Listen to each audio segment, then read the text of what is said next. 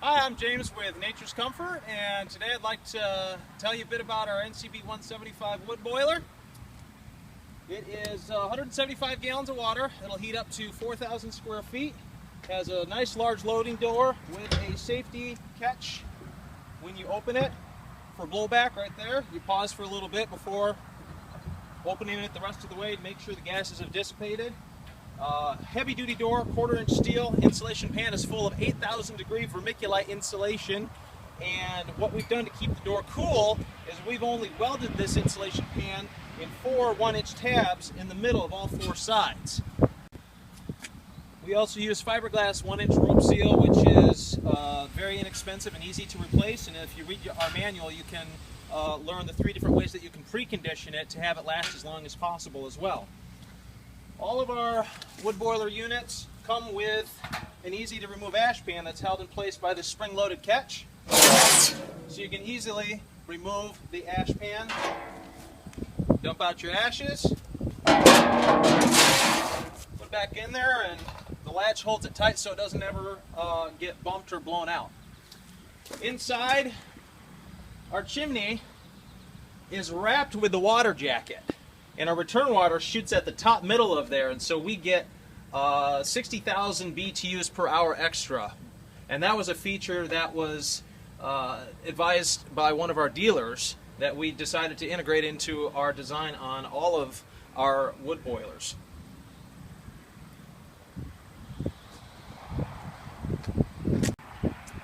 Also, our firebox is made out of 1/4-inch steel, and it is, for the 175, a round design. And we have the 3 fire brick in there, which is the grate for where you can put the coals and ashes down through before you load your next load.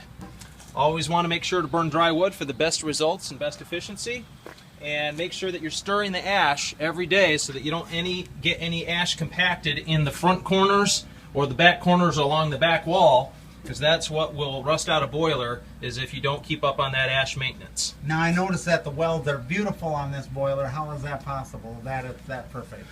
All of our 175 units and 250s, actually that would be the 175s through the 400G units, are welded by robot. And so you don't get any breaks in the welds, and you get perfect weld lines. Also, on all of our units, we have our easy to read float. It's a 2.5-inch stainless steel ball with a rubber cap that has a concave design, so any steam that rises collects as condensation and drips back down in, so you don't lose any water. And it's very easy to see. Right here is where you want it for operation. That leaves you about a 1/2 to 1 inch air gap in the water jacket for if you have any hot spots in boiling. It won't bubble and blow the float out of there. And then at the end of season, you want to overfill your boiler so there's no air gap, and that is where you get about 1 inch above the top of the rubber cap or higher. Here in the back of the unit, you see everything is already installed, ready for you to hook up your electric and your pipes. Our controls are fully installed. We don't use any expensive or sensitive electronics, just a basic heavy-duty Honeywell Aquastat. It's set for 180 degrees with a 165 degree on point. That's a 15-degree differential. And all you do is hook the power up to the lower outlet, and then once you plug the control plug into the outlet, that powers the upper outlet and the control switch. You turn the control switch on, that powers the Aquastat. When the Aquastat calls for heat, it powers the solenoid to lift the intake damper and run the blower to feed oxygen for building a hotter fire. Once it's reached the set point of 180, it closes, blower shuts off.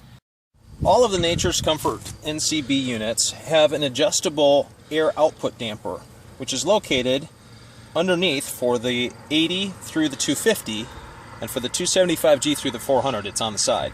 But to decrease airflow, you simply loosen the locking screw and raise the damper so that the damper gets in the way of the airflow, and pull it down to open it up for more airflow. Wet wood requires more air, and dry wood requires less. If you need to adjust the differential on your Aquastat, you loosen the screw at the bottom and you can pull the cover right off. And over here on the left side, that white screw, that white dial, that is how you adjust the differential. 15 is about the highest you want it. Somewhere in between 10 and 15 typically. That gives you a long enough burn time to burn off any creosote that built up during the idle cycle. And you can either adjust with a little screwdriver for the set point right there, or take the cover off and adjust it by hand. But you never want to run below 150 degrees. Not set point, but you don't want your water temperature below 150, or you can cause condensation to build up inside the firebox because of the temperature difference between cooler water and hot fire. Same principle as a glass of ice water out on a hot summer day. The pump comes set on the highest speed, which is really where you want it to get the most water flow through the boiler and through your heat exchangers for the best efficiency. Running slower might use a little bit less electrical usage, but the trade-off is less efficiency and you're going to go through more wood. Again, for replacing the cartridge on the pump, I've got a unit right here I can show you.